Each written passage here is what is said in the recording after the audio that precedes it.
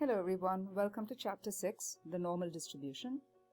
We are still in the continuous probability density function topic, and we saw previously a specific case of it was uniform distribution. And here we talk about normal distribution. This is the most widely used distribution in statistics, and therefore it is really important. To simply put it, this is related to the bell-shaped graph that we've been speaking a lot about. So a normal distribution has a bell-shaped graph. This is generally how it looks like a bell, so we say bell-shaped graph, but it's also known as the Gaussian curve. And that's in honor of Carl Friedrich Gauss, a mathematician who played an important role in the discovery of normal distribution. And this bell-shaped curve is used in almost all disciplines. Therefore, it's very, very highly utilized. And if I shade this area here, right? Remember, it's a continuous probability distribution. Therefore, you will be shading the area in order to find the probability. And so I can say that the probability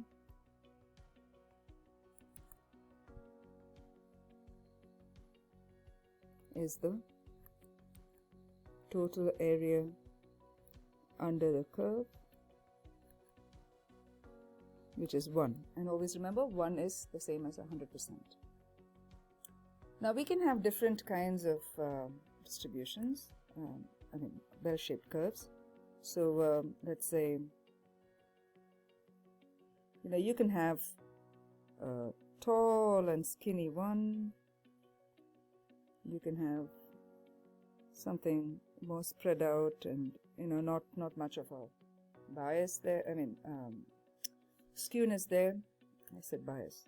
Skewness there. And something as flat as that is also fine. So what we're seeing here is, do we have these graphs that are, normal distribution? Are they bell-shaped?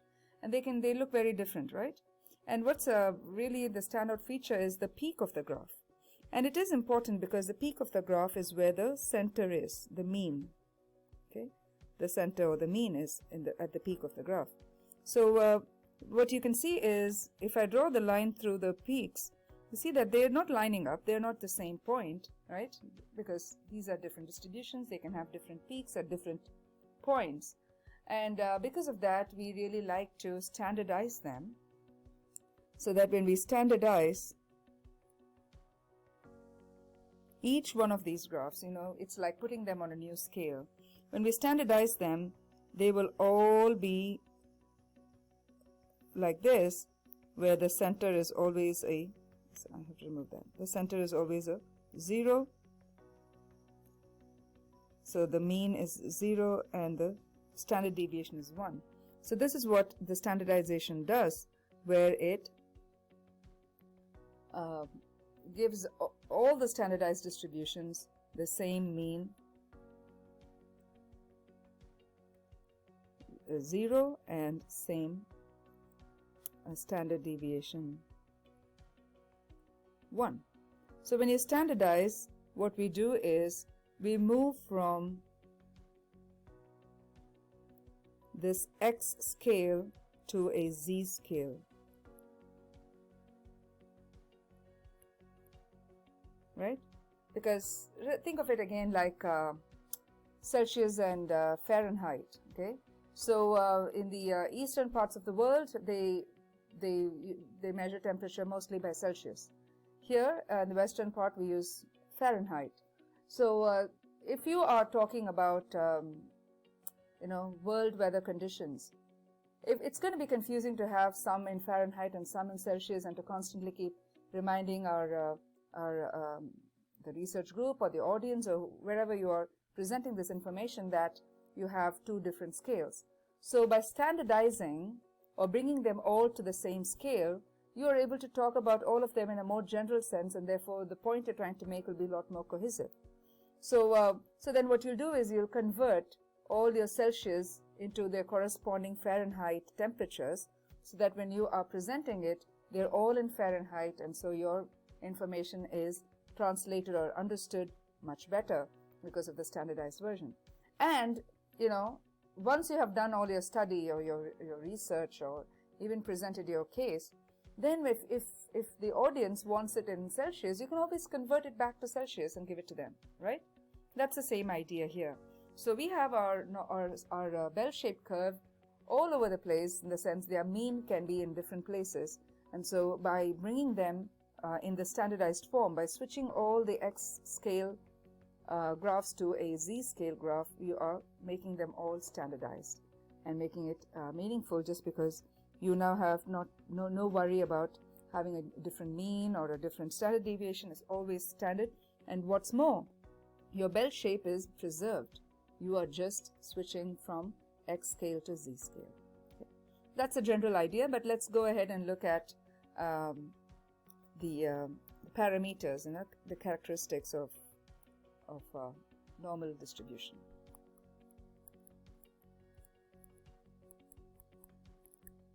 Now, in our uniform distribution, we said x follows, or the squiggly, u of a comma b, because a and b were the parameters, they were the big players. The formulas, everything involved that. Now, for normal distribution, we will say x follows a normal distribution with mean mu and standard deviation sigma. Mu and sigma are the key parameters for normal distribution. So if you had mu and sigma, you can basically do all these calculations. So probability of x, like we had the binomial distribution, right? We had the formula ncx p power x 1 minus p power n minus x. And for uniform distribution, it was very straightforward because it was just the area of a rectangle.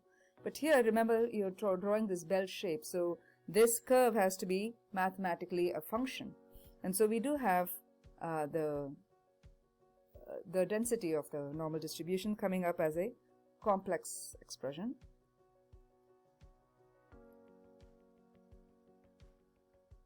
And it looks like this. 2 sigma squared.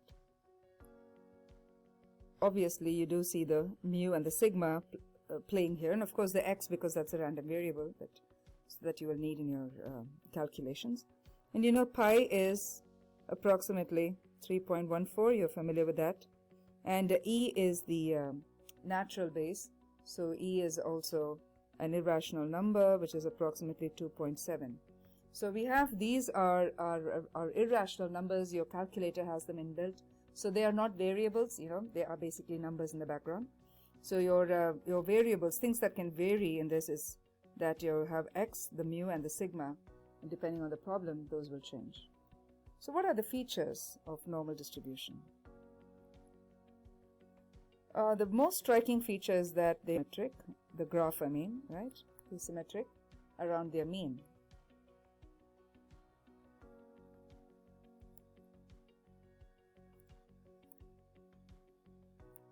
And then we have the mean. That's the spectacular part. The mean, the median, and the mode, they all coincide. They're all equal in a normal distribution. That's fantastic, isn't it? That's why it's more sought after, because we have done exercises where the mean, median, and mode gave us different values. But here they all come together. They're all equal. Okay? And then we saw already that the area under the normal curve meaning the bell curve, is 1. And the normal distributions are, you know, they're denser in the center because you have more values, more values around the center. And towards the tail, it kind of tapers and it's less dense in the tails. So I'll just say denser in the center.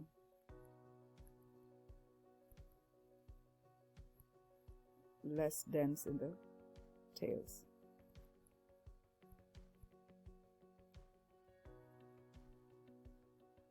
And of course the two parameters are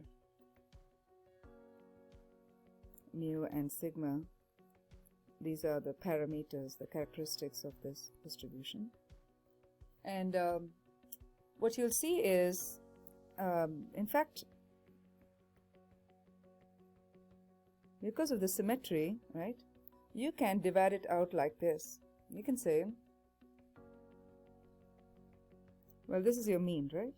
So I'll just say mean.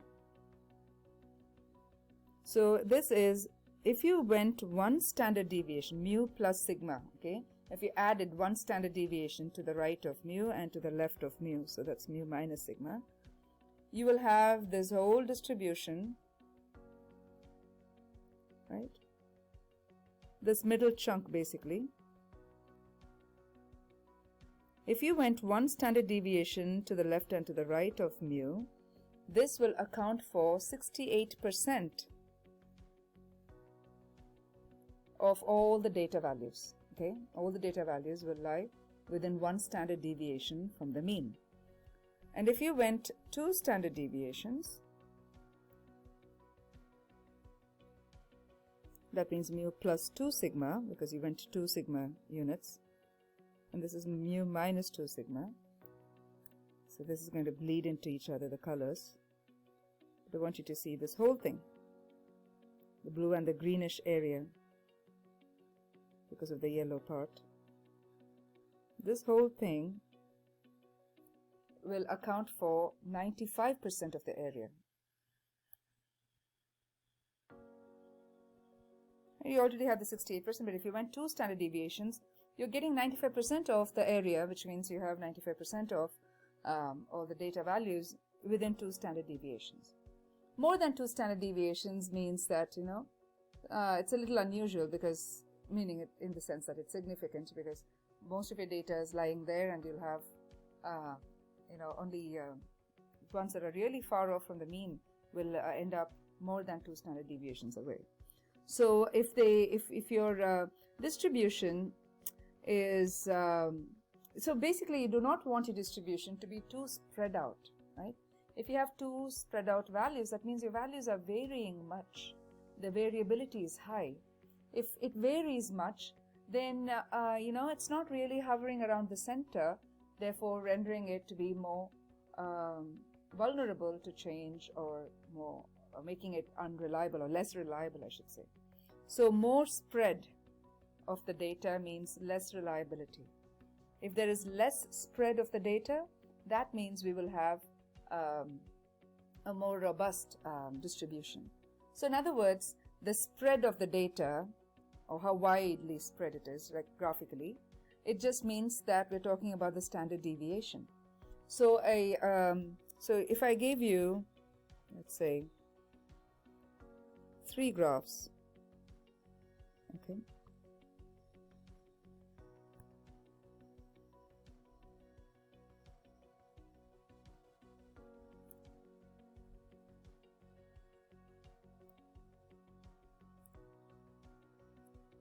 and let's say that went like that. So you have 3 graphs, and what you notice is, for graphs that have more spread, they will be short and flat because they're spread out. Okay? So among the 3, which one is the shortest and the flattest?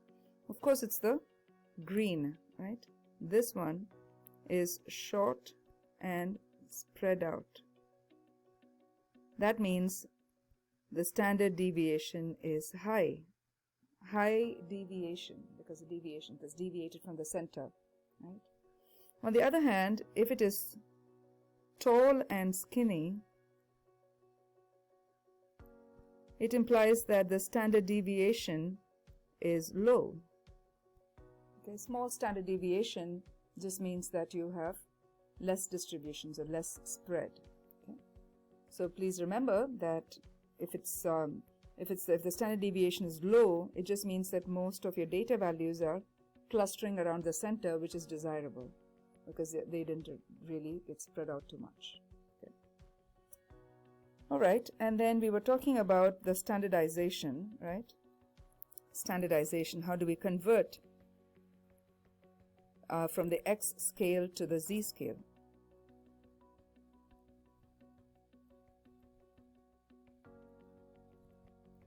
As I mentioned, X scale, the problem with X scale is that your normal distributions can have all kinds of means different means, different values, right? So your mean could be 10,000 tons, or it could be 0.05 millimeters when it say if you're measuring something that's really small, or it could be 7 hours. So it gives us different values, and gives us in different denominations, right? Different units. But when we standardize it, all those things are eliminated, and all we have is from an x scale that is normal mu comma sigma, you convert to a z-score, okay? So these are called x values on the x scale, and z, this is also normally distributed, right? But then your mu is fixed to be 0, and the standard deviation is fixed to be 1. So that is really spectacular, and this will be on the, this is called the z-score. That's called the x value, this is called the z-score on the z-scale. Okay, and that's the standardization that we really look for. And when we do the standardization, here is the formula. Z is, so you have uppercase Z to indicate the variable, random variable, but the values themselves will be lowercase z. So I want to just use cursive z so you can differentiate between the two. So the lowercase z is x minus mu over sigma. That's it. You do this formula and you can switch from x scale to z scale. Okay. And again, if you rearrange these terms, you can always move back from the z scale to x scale. Okay. So this would be from x scale to z score. Now if you wanted everything in terms of x, that will be mu plus z sigma. This will help you to convert from z score to the x scale. And that can happen, right? When you say you're given something z value, you can use that to go back and explain in terms of the original context of the problem. So if you have it in minutes or centimeters or inches or tons or whatever your measurement may be, you can bring it all to z, do all your calculations, because there are some advantages to that which we'll look at shortly, and then translate your answer back to the context in which you were originally asked to answer that problem. And so it's just a way, a crutch to help you get past a situation. Okay. Now let's do some problems to kind of check this out. Now when we try to translate from an x scale to a z scale, we realize that the axes will also slightly differ, right? So this example will illustrate that. Suppose x follows a normal distribution with mean 17 and sigma 6, right? 17, 6, and x equals 5. Find and interpret the x score of the standardized normal random variable. Okay, so x is 17 and 6. So then we have mu to be 17, sigma to be 6, and we're also given x equals 5. We need these three things. Okay. So now z is, I should use the lowercase like this so you can see the difference. It will be x minus mu over sigma, right? So that will be 5 minus 17 over 6. So if you did the calculation here, that will be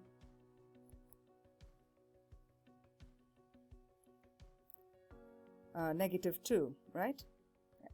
Negative 12 over 6, negative 2. So what does this mean, this negative 2? Now I want to just show the scale here, the scale difference that takes place here. So let's say this is the x scale.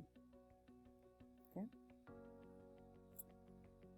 So what this says is my normal distribution looks like this, and okay, the mean is 17 and the sigma is given to be 6. Okay, so we are looking at x equals 5. So mean is mu 17. So think of x scale as the number line, right? So this is centered at 17. So 5 is somewhere here. 5 is a value somewhere here. Okay. Trying to find the probability, or at this time we're not talking about probability, we're just trying to find the location of 5 on the bell curve on the x scale. Now what we do when we translate is, we now get the same bell curve, it's supposed to look alike. Okay. Let me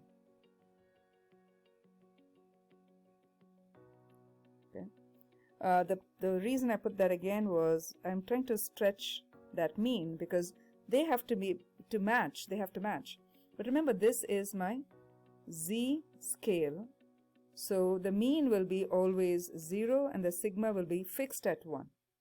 So what we're saying is this value 5 corresponds to -2 on the z scale.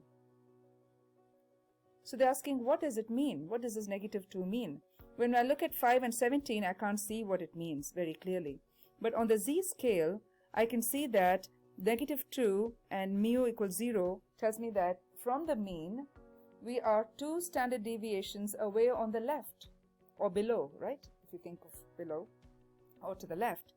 And that is very important because we previously established that if your data values, let me take you back here quickly.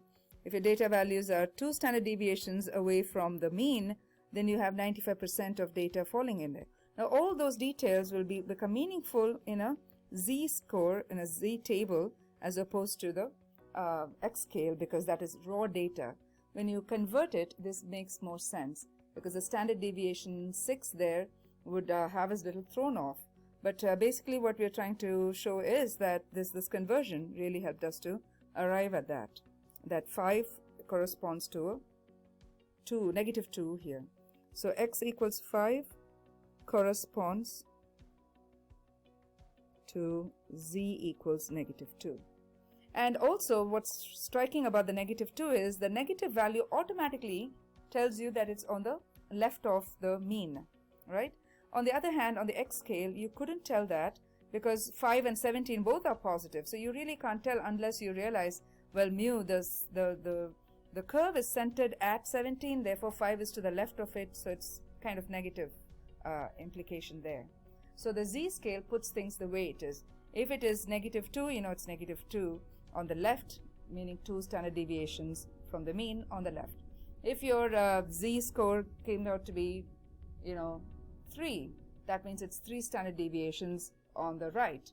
If it was -1.7, then it's -1.7 standard deviations to the left of the mean. So you can make all these things meaningful in the z-scale. So they wanted us to interpret this, so let me go ahead and interpret it. Okay. So x equals 5 is 2 standard deviations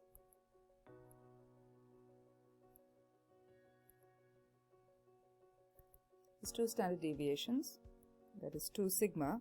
And remember, 2 sigma is 2 times sigma, so sigma is 1 here, therefore 2 times 1 is 2 itself. That's why you can exactly say that value itself is that many standard deviations. So 2 sigma below or to the left of the mean mu equals 17. Right? You know that it's, when you position things, 5 is to the left of 17. But how far is it from 17? That information comes from the standard deviation. So when you measure in terms of standard deviation, that makes perfect sense, especially here, because the standard deviation is 6 when you talk about the x scale. Okay? So let's test it. Okay? So now your 2 standard deviations is 6 times 2, right? Because 6 is the standard deviation. The sigma is 6 for the blue, for the x scale. So 6 times 2 would be 12. Okay. And if you look at the distance between 17 and 12, okay, so distance between mu and 2 sigma is 17 minus 12, which is 5. That's why it is sitting at 5 on the x value. Okay. So all that becomes, again, as I mentioned before, apparent in a z-scale as opposed to an x-scale. Here we go. Angelica is a tennis player who averages 6 aces every game with a standard deviation of 2. Suppose the number of aces she gets every game is normally distributed, and let x be the number of aces per game. Then x is normally distributed with 6, 2. Suppose Angelica only gets 2 aces in her game. Find and interpret the z-score. Okay, so now let's collect the information we have. This is given to us. If not, we could still build it because average is 6 aces. That means that's the mean. With a standard deviation of 2, they made that very, very specific. Standard deviation, so can't miss that. And x represents the number of aces per game.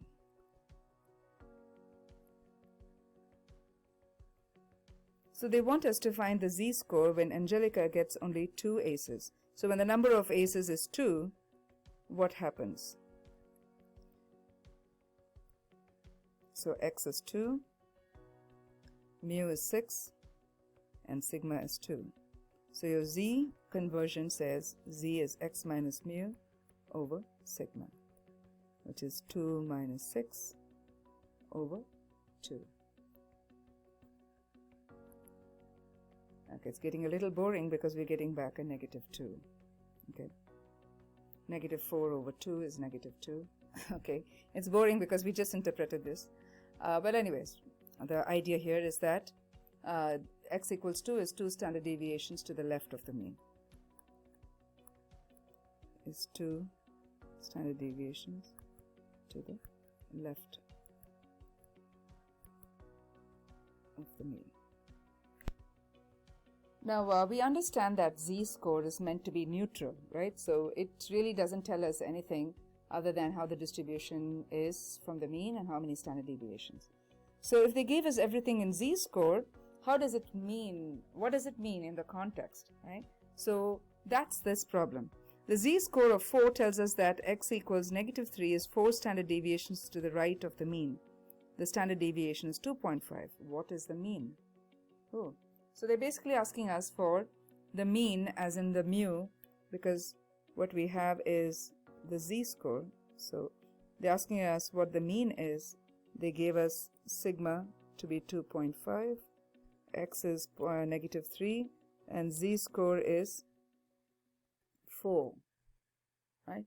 So if you recall, we had this x minus mu over sigma was when you went from x to z.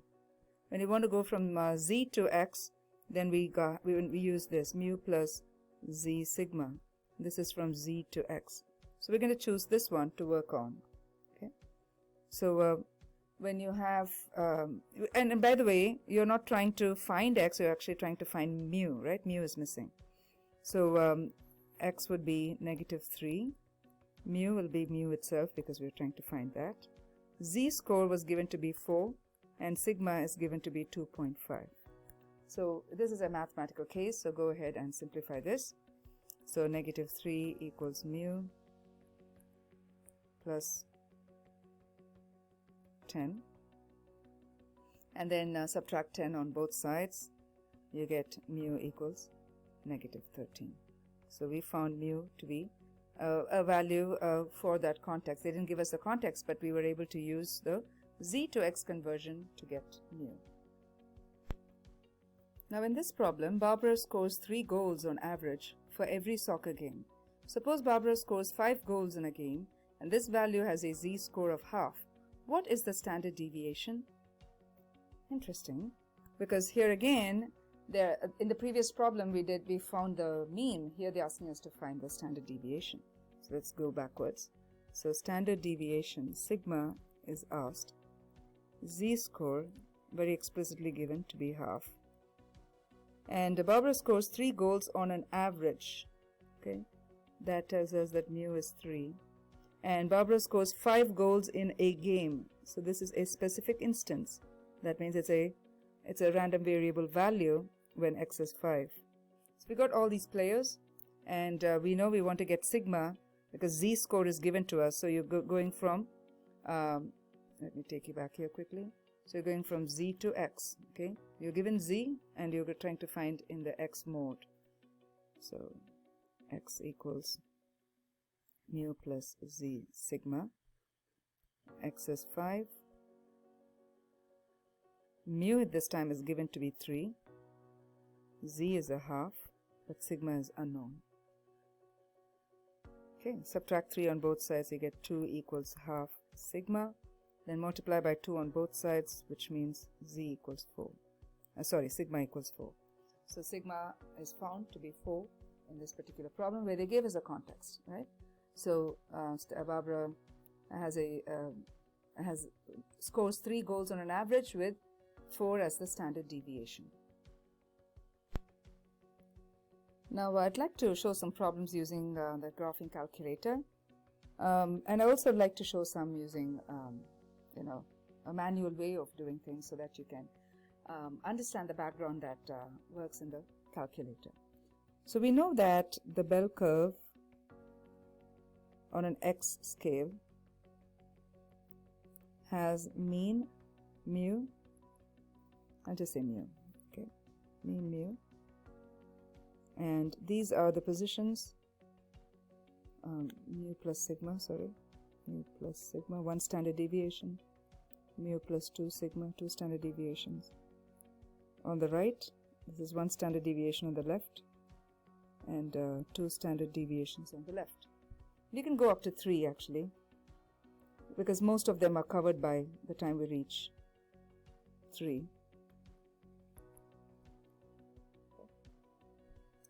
So in other words, this is your x scale. So your x scale goes towards negative infinity on the right, and on the left and on the right it goes all the way up to infinity.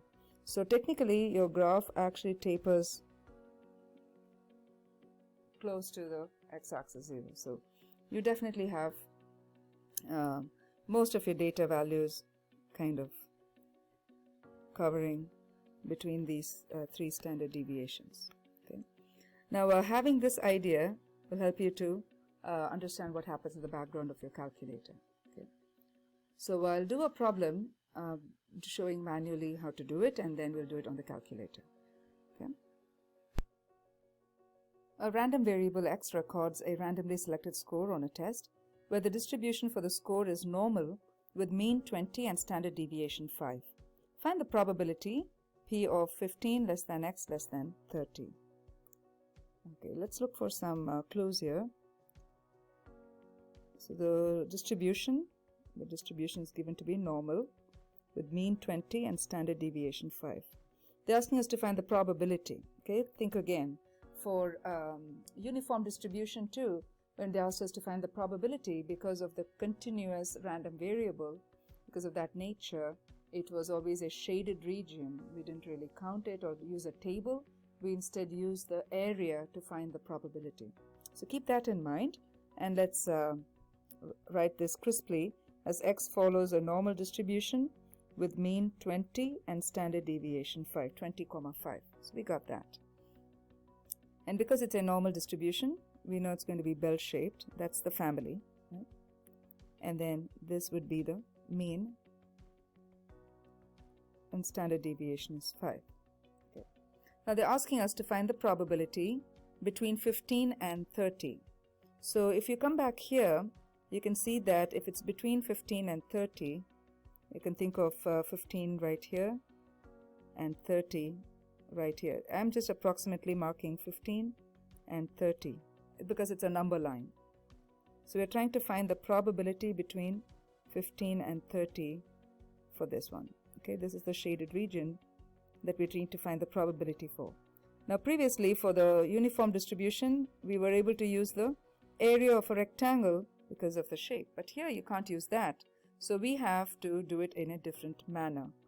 And I'm going to show it to you first manually how we do it.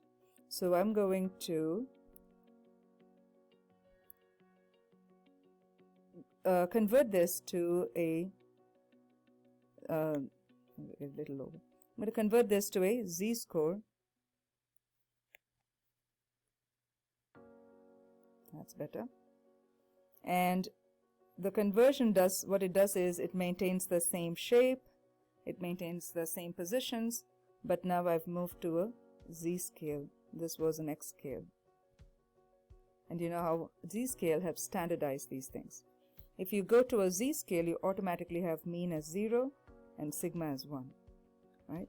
Now because I adjusted the mean from a 20 to a 0 and the sigma to from a 5 to a 1, you know that these ones also will correspond here, but now I'll have to find their corresponding z-scores. Because there are two values, I'm going to call this z1 and I'm going to call this z2. Okay? And notice again, it's the same area. Again, they should look identical, the shapes I've tried. Okay, you know my skills now. So this is the best I could do, but I hope you understand that I'm trying to draw the identical curve. So it's all the same region, you're just doing it on a different scale. Alright, so for z1, I'm going to do it this side. z1 is x1 minus mu over sigma, because I'm going to call this as x1, because we have two endpoints, right? So that will be 15 minus 20 over 5. Compute that, okay? So that's going to be negative 5 over 5, which is negative 1. So my z1, this position here, right? So let me use a different color. This position here is 1, negative 1, I mean. Okay. Let's come over this side, okay? z2 would be x2 minus mu over sigma. I'm just improvising the formula to write x1 and x2 to indicate two different values. So that's going to be 20 minus 20 over, I apologize, I marked the wrong one, it's a 30. 30 minus 20 over 5, which is 10 over 5, which is a 2. So if you come over here, this z value here will be z equals 2. That's a negative 1 that side and a 2 this side. Now the reason we do this z conversion is, before the onslaught of all the technology here, scientists and statisticians used tables. So they used z tables particularly. These were painstakingly derived by statisticians. So they came up with this table. This also is actually a modern table, because you see that it's got 5 decimal places. The traditional one actually has only 4 decimal places. It was calculated for up to 4 decimal places. So I'm going to use this one for the sake of this example here. So we have negative z score table. So you can see here this column shows negative z, and the body of the table corresponds to the probability. So this table gives you the answer right away. It gives you the area. So they've computed the area for us. We may not find the exact value sometimes, but it's definitely tried to be exhaustive of all the values we have. So what this does is, as you can see in this graph here, this is taking all the area from the leftmost end. Okay, so we call it the cumulative area, like how we did the binomial PDF and binomial CDF, where CDF was a cumulative. Here we have it cumulative from the left. So there too it was from the left, right? You add them all from the left. So this by default gives you the area from the left. If you wanted area from the right, like previously, we have to do the complement rule and do 1 minus the left to get the right, because the table directly does not give you the right. It gives you only from the left. Okay. All right. And then we have the negative z-score table. We also have a positive z-score table. Okay. So this has positive z values. And you know that is true because we have the positive and the negative values for z, because it will be on either sides of your mean mu, which is 0. Okay. So coming over here for us in our problem, way off, I guess. Here we are. All right, I know it's a little cluttered, but what you can see here is we are asked to find the probability of 15 less than x less than 20, right? Let me take you back to the problem. 15 less than x less than 30, that's right, not 20. Which is correspondingly, that 15 here corresponds to the negative 1 here. So on the z scale, so negative 1, so the z values are between negative 1 and 2. So I say Well, the x scale is now converted to the z scale of -1 because that corresponds to 15 and 2 which corresponds to 30. Now this is an area that's trapped between two z values, right? And if you look at the table is only cumulative area from the left. It's not giving us any area in between. So if I want the area from the left, I have to do a little manipulation. So what we do here is we try to understand that this area, I'll just draw maybe a graph here to kind of illustrate this. When I say z score is -1, and if I use the table, this is the area that I will get. Okay, let me use a different color because we already used that. This is the area I will get, right? Cumulative from the left. So the body of the table will give me the blue shaded region. And if I use the table to find the value, not -2, +2, for z +2, I will have this region all the way from below -1 up to here. Okay, I'm sorry that it's the blue changed color, but it's good in a way, because what we see here is if I measure, or if I use the table, I get the area to the left of -1 and the area to the left of 2. But what I'm really interested is in this pink area. So I need to eliminate this blue area. So for that, what we do is we do the probability of x less than 2 from the table, or not x, z less than 2, minus probability of z less than -1, right? Because it's going less than means to the left of. So to the left of. So then if I took my table value here and went to z equals 2, because that's the larger area, right? Because it's on the right. So z equals 2 is the larger area. So larger area minus the smaller area gives me the pink, just the pink part without the blue. That's the desired portion between -1 and 2. So let's go over here. Z equals 2 is a positive value, so go to the positive table. And z equals 2 is here. It's exactly, oops, it's a 0.2. Z equals 2 is exactly here, and it's an exact value, so it is like z equals 2.0. So this is it, because we need a table value, so we need to correspond it to the 0 up here. Okay, so 2.0 basically is 0.97725.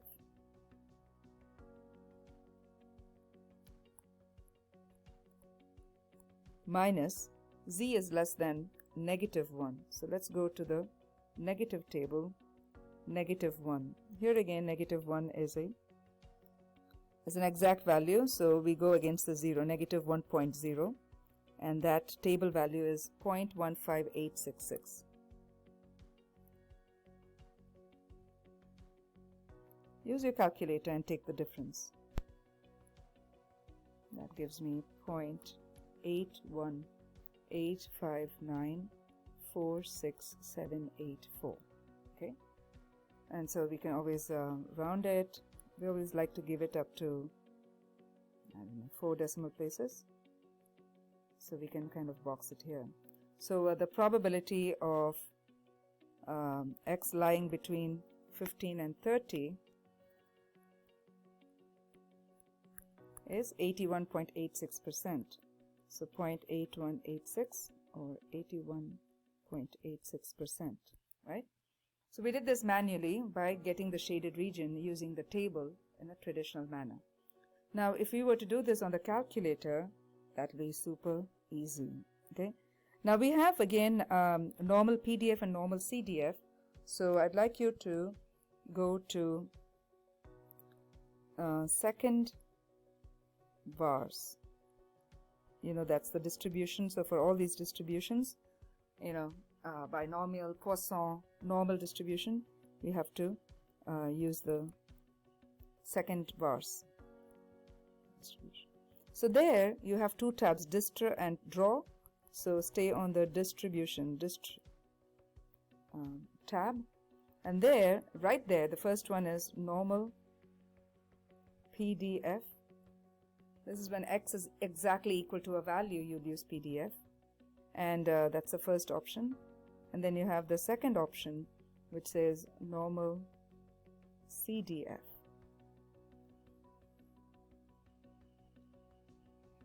Now, with the normal PDF, if you choose that, you will only have one x value to enter, okay? But if you choose normal CDF, you'll have a range, 2 values to enter. So right there, you'll know that you have to use the normal CDF. So let's go to normal CDF, which is the option number 2.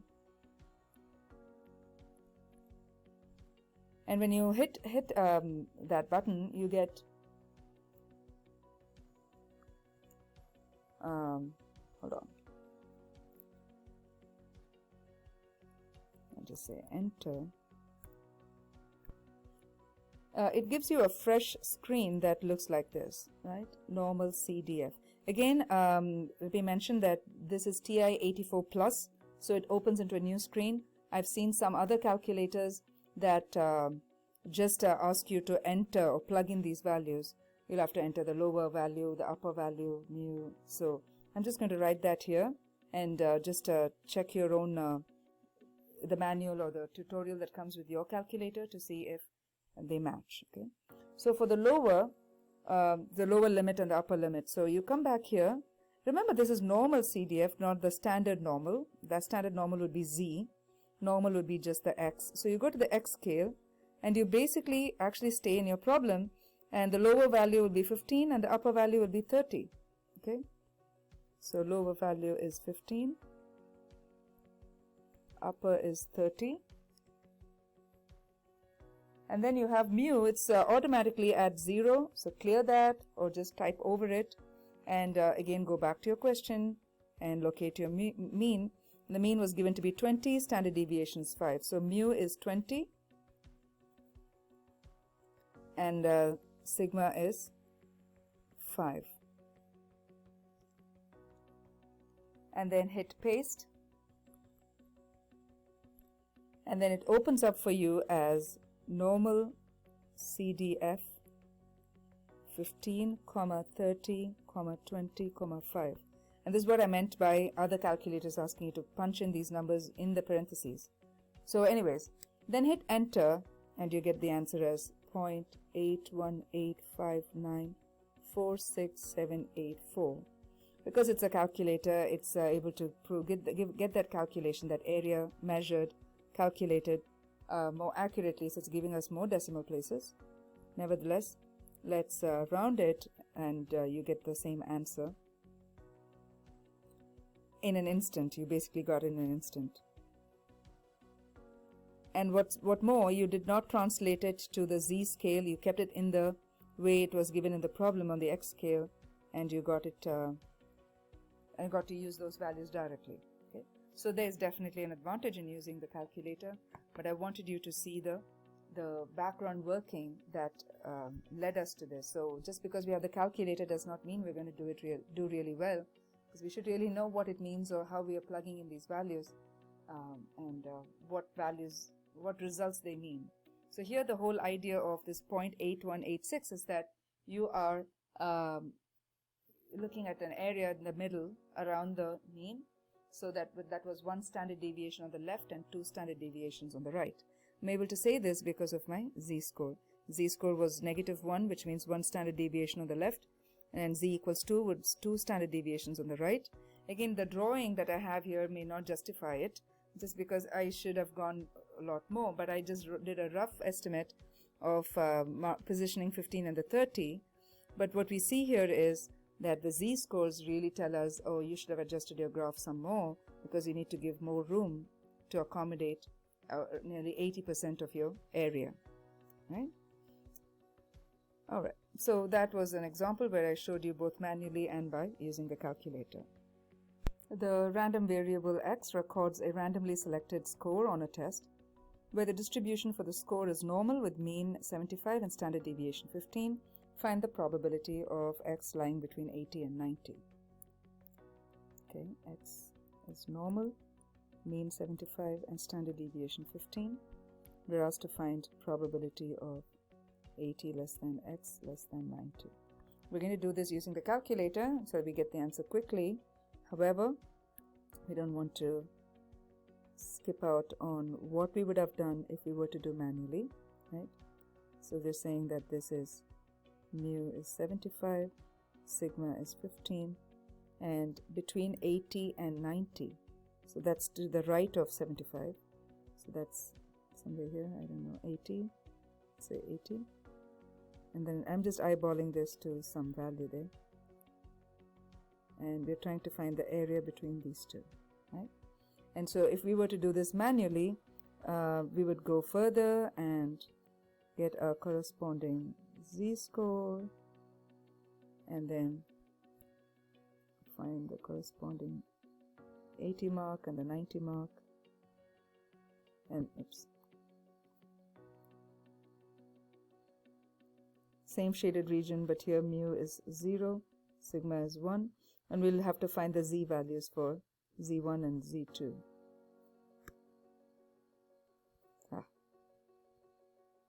Okay, z1 and z2, right? So we're going to use the calculator now, so go ahead and go to second vars,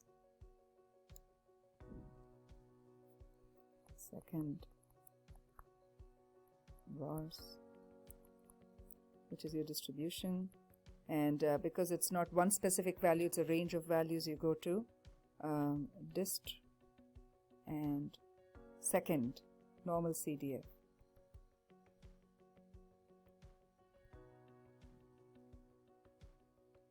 And there your lower will be 80.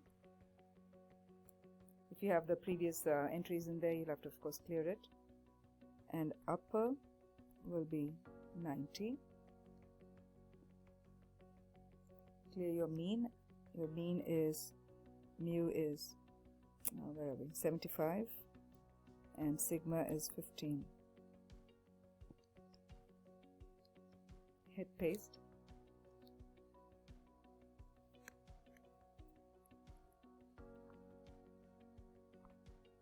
So that gives us 0.2107861441. Again, round it to, this is the probability, right? So then I'll just write the final answer. 80 less than x less than 90 is approximately 0.2108. Okay.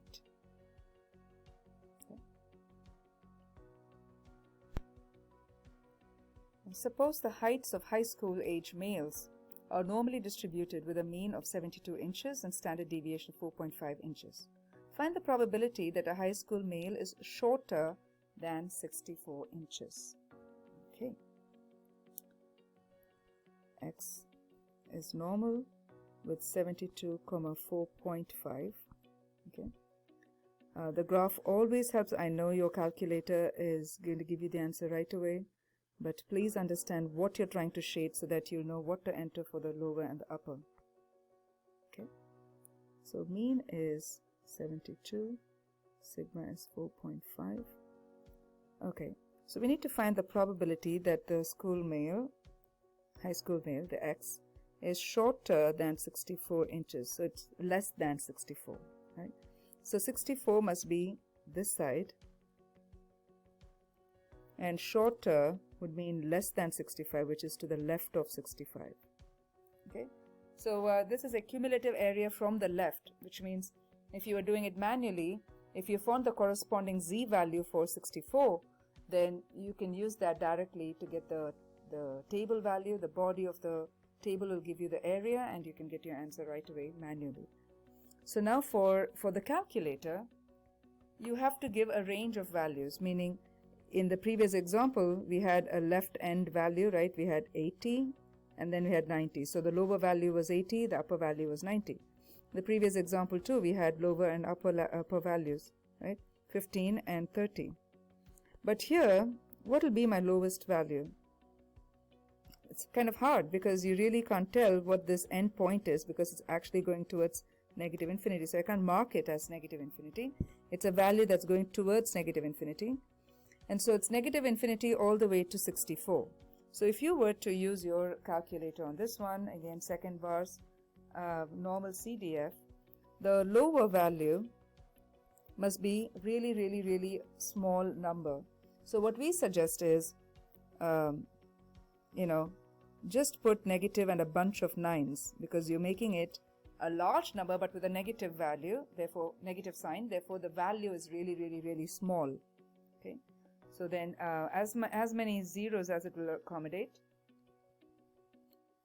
sorry, did I say zeros? As many nines as it can accommodate. So negative with a list of nines, and upper would be the 64, right? Because you're going from this leftmost end to 64. This negative infinity is what you're representing by using a numerical sense. This is nowhere close to negative infinity, so you understand that. We're just trying to keep it to the limits of the calculator. So we've got the upper limit to be 64, and then your mean will be 72, and sigma is 4.5. Enter that, hit paste, and your answer comes out to be probability of x less than 64 is, let me approximate it already, 0.0377. Okay, so the probability that a high school male is shorter than 64 inches is roughly 3.7%. So there's a 3.7% chance that a high school male is shorter than 64 inches. Alright, now what happens if you were to do it the other way around? Okay, so in other words, if I can quickly take you here. So what if you were given all these details and you were supposed to go up there? Okay. Meaning you have to find what that value is, if it's 80 to 90 or if it's exactly 80 and so on. Okay, so we're going in the reverse order. So the inverse of normal, we're trying to do the inverse of normal. So let's take a look at the next example. We're sticking to the high school male example, but we're changing it. Suppose the heights of high school age males are normally distributed with a mean of 72 and standard deviation 4.5. What is the maximum height of a high school male shorter than 80% of the distribution? Okay, so they're asking what is the maximum height.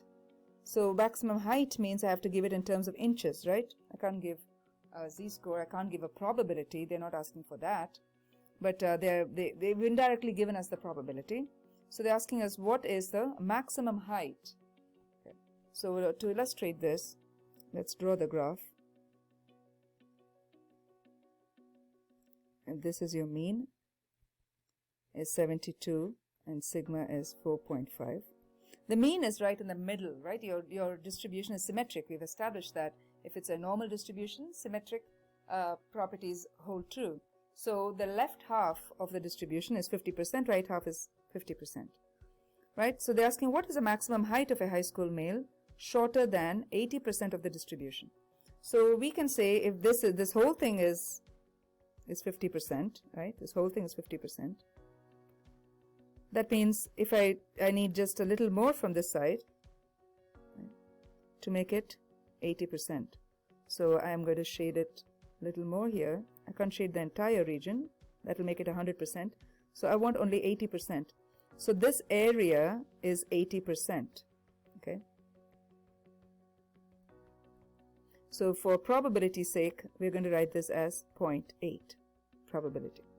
So our question is, what is that value here? Where does that blue line end? Because that will be the maximum height below which high school males that are shorter than 80% of the distribution, right, would be below that. That would represent the lower 80% of the distribution, and that's kind of the mark that separates the lower 80 from the upper 20%, right? So we're trying to locate that position. So we know it's going to be more than 72. Is it 73, 75, 77, or is it some decimal value because it's continuous, right? Is it 74.32? What is it? So that is what we're trying to do. We're doing the reverse of it. They've given us the area and we're trying to find the x value. Previously we were given the x value and we tried to find the area. All right. For this, let's if we were to do this manually, then it'll be, you can still do it, but it's going to be correspondingly little challenging because you have to now go from the z-scale conversion and all that. So we'll go ahead and do this using the calculator. Okay, so for this we use the inverse normal key. Inverse normal. Okay, so for that we go to second vars,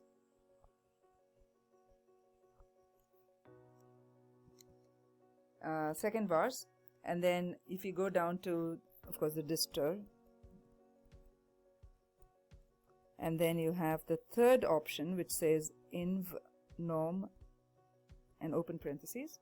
So use that, of course, hit enter there, and it opens to this new screen, inv norm screen, which says area, and so we know the area is 80%, which is 0.8, enter 0.8, and then it says mu is 72, enter 72, and sigma is 4.5, so enter 4.5 and hit enter, and that gives you basically your x value, right? It doesn't say x equals, but we know that we are trying to find the x value, so x equals 75.78729, etc. But remember, these are inches. They've rounded it to only one decimal place here, so then I will say x is 75.8. So that is the value, that is the height. 75.8 inches is the height, the maximum height that separates the lower 80% from the upper 20%. Does that make sense? So we are able to find that border line, that value that separates these two. And obviously this happened instantly for us. We'll have to come back and use the same language. What is the maximum height? So we'll say the maximum height is 75.8 inches because we need to give the units.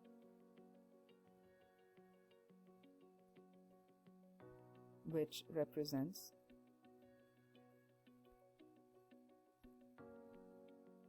what do I say? The border line that separates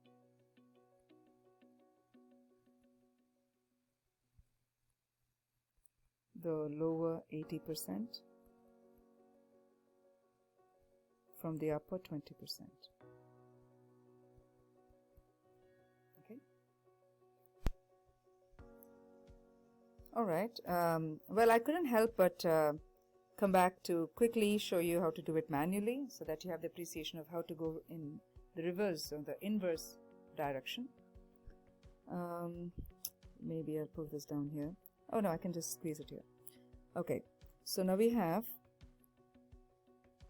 area is 0.8, so probability is given to us, right? So I want you to go to the body of the table. So this is the body of the table, right, with all the probability, the area values. So you're looking for 0.8 here because the area is given to us. Now these are really too small, so let's go over here and locate 0.8. You're not going to find exactly 0.8 in the body of the table, but try to get as close as you can. So there's 0.79955 and there's 0.8023. Remember, if it was a calculator, you'll have a string of decimal values, but here we only have 5. So 0.80234.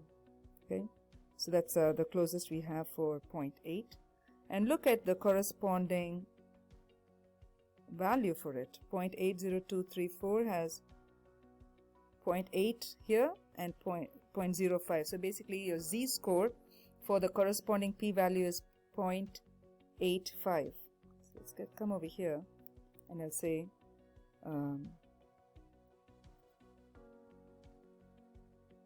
the z-score for what was it again? 80234. So this is the closest to 0.8 that we have. Okay. Is 0.8 and a 5, so 8.85 is 0.85. Okay, So now your z is 0.85, your mu is 72, and sigma is 4.5. So you're going to do the reverse, right? We're not going from x to z, we're going to go from z to x. So the x to z, the z to x conversion is, given z, how do you find x? So x is mu plus z sigma, right? And so come back here and enter mu as 72 plus 0.85 for z times 4.5. Okay. And then, of course, use your calculator to compute this. And that gives us 75.825. Isn't that neat? So when you round it, it comes back to 75.8. So it's not so cumbersome. It just needs assistance from the z table and work backwards. Okay. So we got the same value when we did it manually, but the calculator made it a whole lot easier for us. Okay. Now I want to take you back to one of the problems we did, the high school problem, where we found probability of x less than 64. I just want to keep the same problem and play around with another alternative. What if we were asked to find p of x greater than 64? I'm going to use the same graph, but I just want to show you that that would make it this blue region, right? If you were to find the blue region, how would you find that using the calculator? If you're doing it manually, you'll have to do 1 minus the yellow region. Okay. So the way we approach this is that the lower value, the leftmost end of your blue shaded region starts at 64. So your lower will be 64, but your upper goes all the way up to infinity, right? So for infinity, manually, if you want to represent as a very large number, again, throw a bunch of 9s for the upper value, right? For negative infinity, we did negative and a bunch of 9s. Here it is a positive with bunch of 9s. And of course, your mu, 72, sigma is 4.5. Go ahead and compute this. Okay. Typically, you will expect your probability to be really high, right? Because you've shaded a huge area. So it has to be really, really large. Now, for instance, the yellow region was only 0.03. So you should expect something in the 90, something at least above 96 or 95. So actually, when you compute this using the second bar's normal CDF, you get 0.9623. I rounded it to the fourth decimal place. So 96.23%. So that makes perfect sense that the blue shaded region was that. So this is how you will play around your calculator when you are trying to enter the lower value and the upper value, and when you don't have specific values, if they are tending towards negative infinity or positive infinity, this is the workaround for it. Now we have binomial distribution. Is it possible to approximate a binomial to a normal? What are the challenges? First of all, your binomial is discrete, meaning it jumps from whole number to whole number, and your normal is continuous. So there is no break or gap, there is a complete sweep of values. So we have some challenges when we have to do the conversion, but it is possible to get to approximate a binomial distribution to a normal distribution. It will come in really handy when there are some experiments that are done that fall under the binomial distribution setup, but its uses are more defined or refined, I should say, when we approximate it to a normal. So in order to qualify for a normal distribution, we have to understand, first of all, that binomial would be x with n, binomial with n comma p, right? And normal would be a variable x with normal mu comma sigma. So how do we patch between the np and the mu and the sigma? Okay, so first of all, there are two conditions, okay, requirements. The first requirement says that if n is large,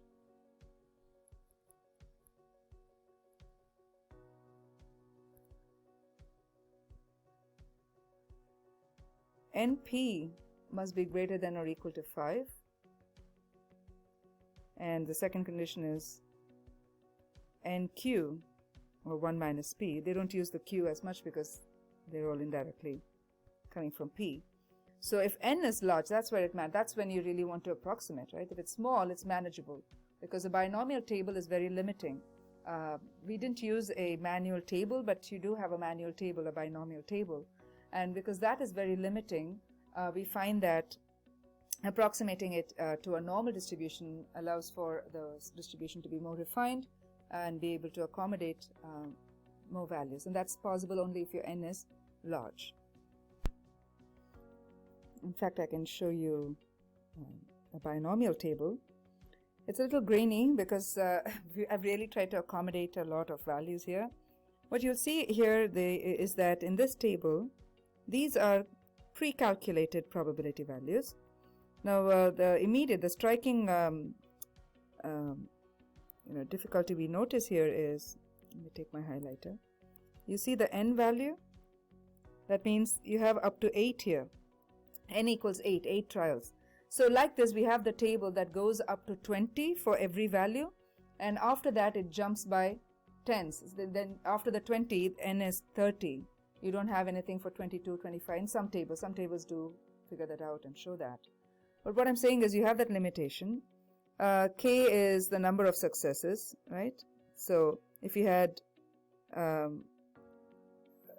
depending on your N, the number of successes will increase, right? Because you can have up to N as a number of successes. And probability, P, this is the probability. Now,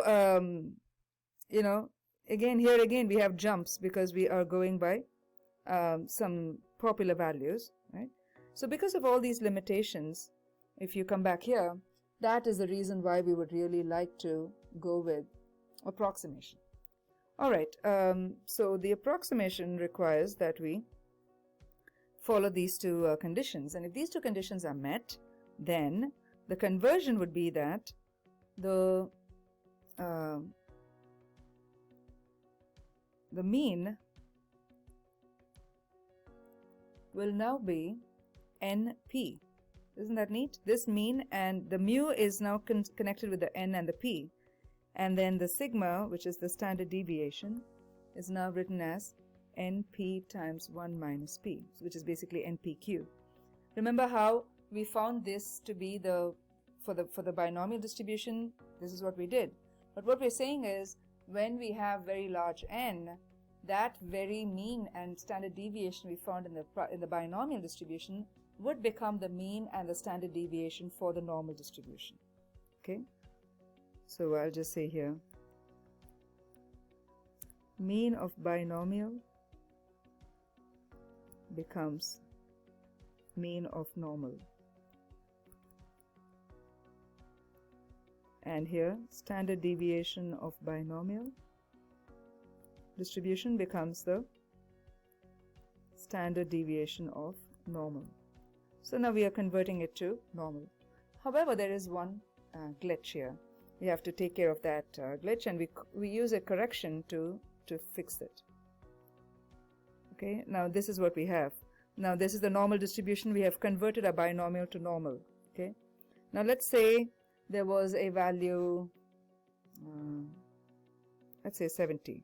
Okay, so if I say all values less than 70, right, what is the probability of all values less than 70? Say something like this. If it was a normal distribution, we would just shade this region, right? We would just get all of this and say, okay, less than 70. This would all be covered. But with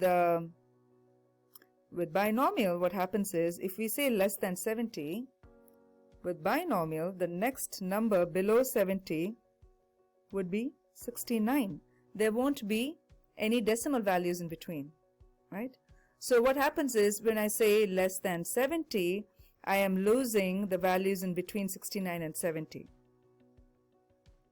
Therefore, what we do is, there is something called correction, where we continuity correction, where we try to, if it's less than 70, we have that difficulty. If we want to do less than or equal to 70, then it's fine because 70 is included and everything less than that.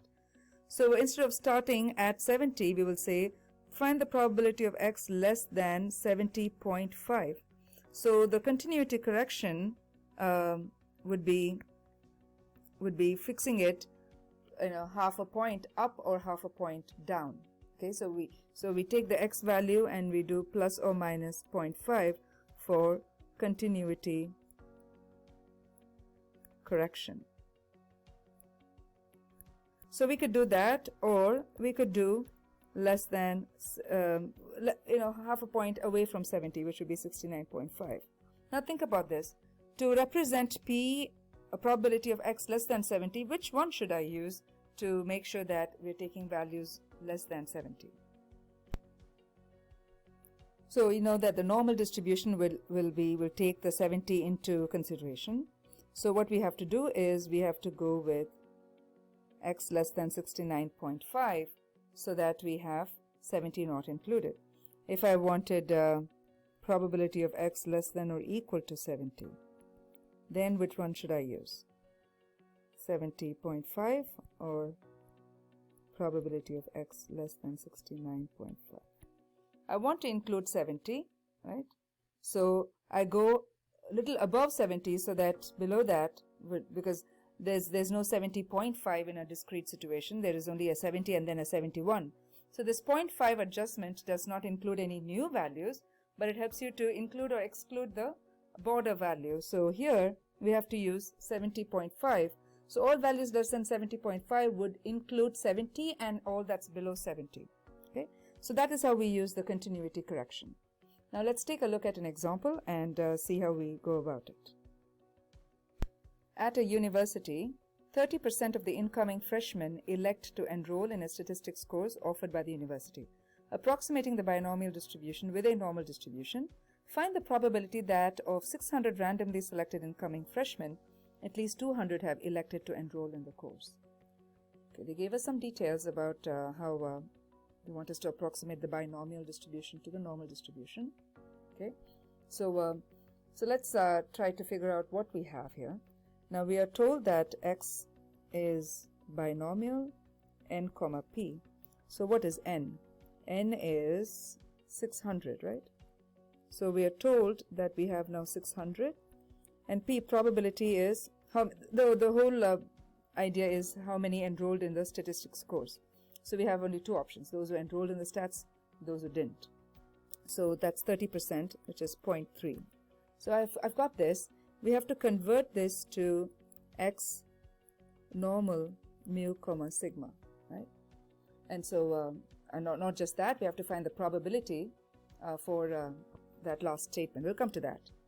Now, in order to make sure that this approximation is valid, we have to check the requirements. Okay. Now our n is really large. There is no binomial.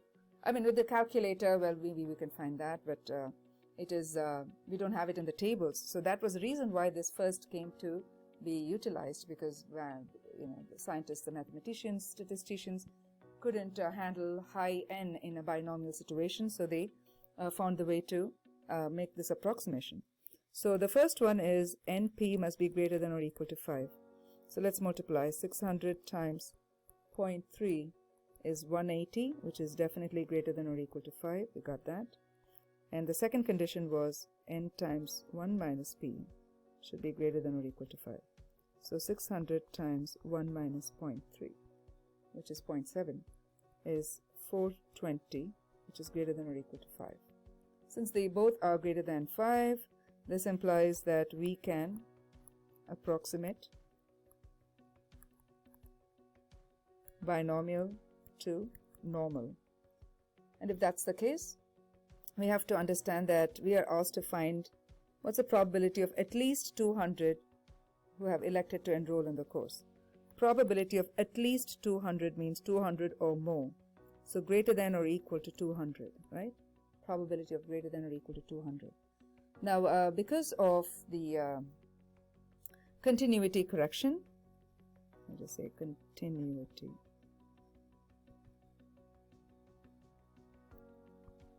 we have to adjust this, okay? So let me give you the context again. Now this time we have, I don't know, I'm just going to mark 200 here. Okay, so we want greater than or equal to 200. We want to include the 200. So it's this region. If I want to include 200 in the discrete setup, the number before 200 will be 199, right? So for continuity correction, you go half a point away, you add or you reduce. So my question is, we know we're going to do that continuity correction. So will it be 199.5, half a point below, or 200.5?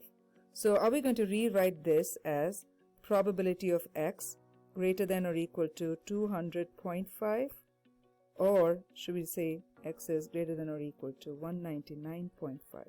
Which one of these will include the 200, because we want the 200? So clearly if you went below, then you know that 200 will be included because of the discrete setup. So we have to go with probability of x greater than or equal to 199.5. So if you're using the calculator, you know your end point, the lower limit, the lower value will be 199.5, and for the higher one, you're going to go with a bunch of 9s. We've got that. But what will you enter for the mu and the sigma? So for that, you know our mu is now n times p. That's part of the formula. So that's going to be 600 times 0.3, which is 180. And sigma is square root of npq.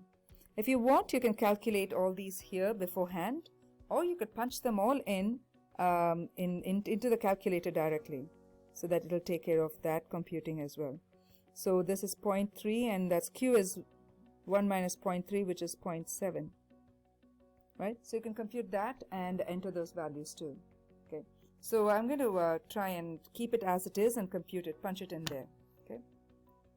So go ahead and get to normal CDF.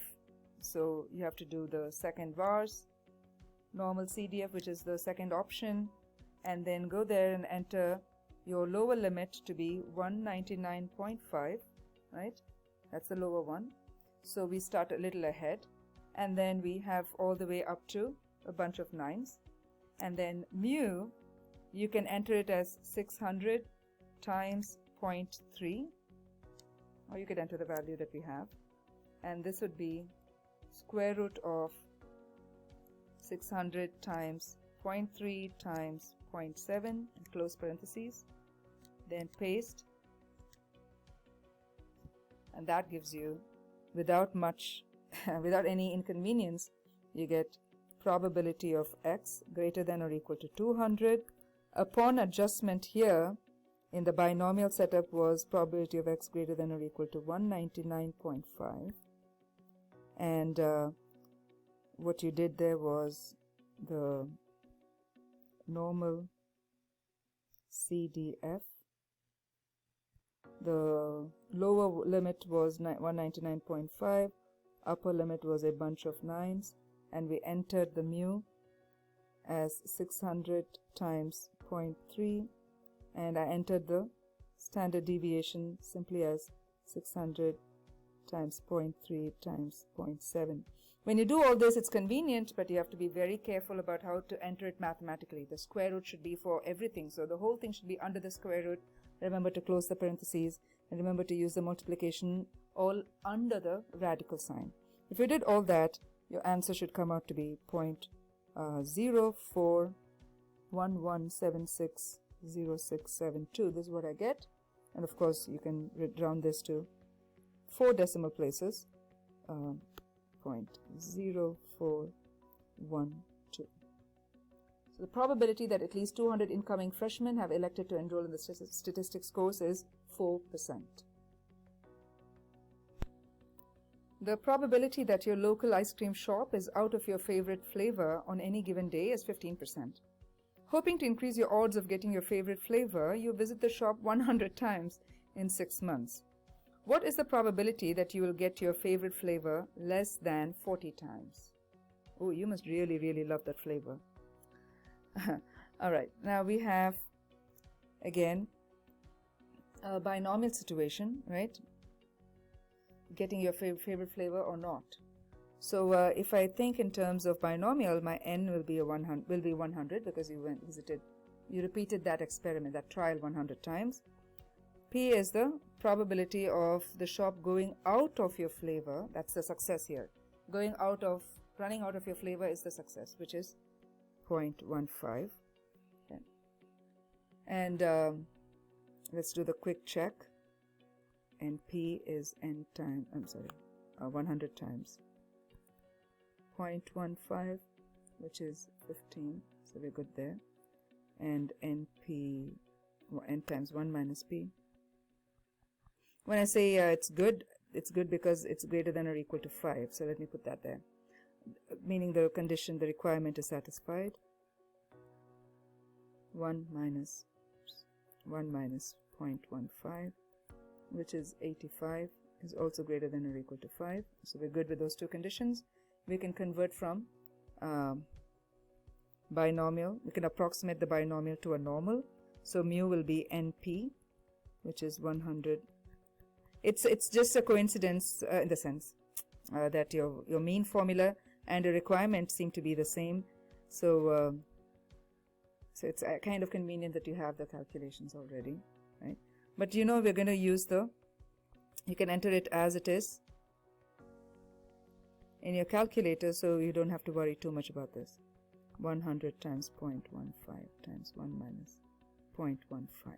Okay, so you'll enter all these things in your calculator, but let's quickly do the probability.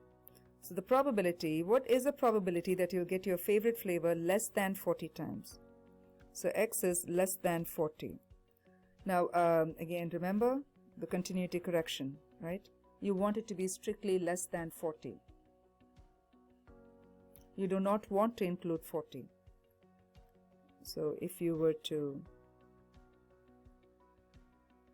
graph this, again, I don't know where the 40 will be because oh yes, I have the mean, so that will help me here. So mean is 15, so 40 is somewhere here, right? So less than 40. Less than 40 again would be this region.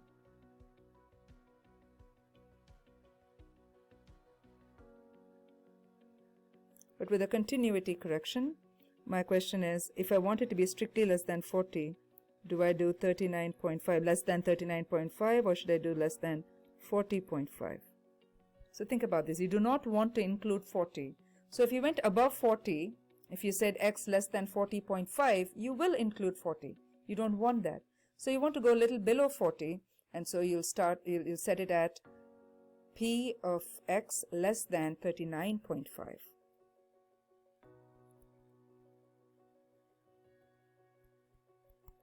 For continuity correction.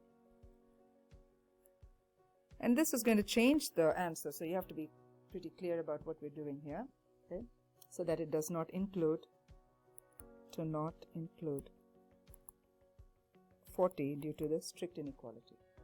That's it. Now go to normal CDF. You know how to get to that. And now this is the yellow shaded region, so you start from the leftmost end. The lower limit is negative infinity, so do negative and a bunch of 9s. And the upper limit will now end at 39.5. It will not stop at 40, right? Otherwise 40 will be included. Your mean, we figured that to be 15, so I'm going to put that as 15. Now you can enter the sigma as it is, or if you have it calculated like I have here, you can enter that as well. So anyways, doesn't matter what you entered, those values should come out to be the same. So what you do is now of course hit enter and see what answer you get. And interestingly, your answer comes out to be 1 in the calculator, right? It gives you what does probability equal to 1 mean? It means it's absolutely certain, right? So it's absolutely certain. So the probability that the ice cream shop has your favorite flavor less than 40 times is absolutely certain. Okay, so I find that really funny that you go, the person visits 100 times just to be sure, but in 6 months. But this is the chance. There's a 100% chance that you will get your favorite flavor less than 40 times. Okay. All right, class. So, well, with that, we end up on chapter 6. And this again has not been too bad. We just had one lecture. These are all, long lectures, but they finish in one lecture instead of several parts to that particular chapter, especially with chapters 2 and 3. They were long. We also have some upcoming chapters that are long, but these ones have been good. So good for us. And thank you again for watching this video. I hope you enjoyed it. And I will see you in chapter 7 next time. Bye.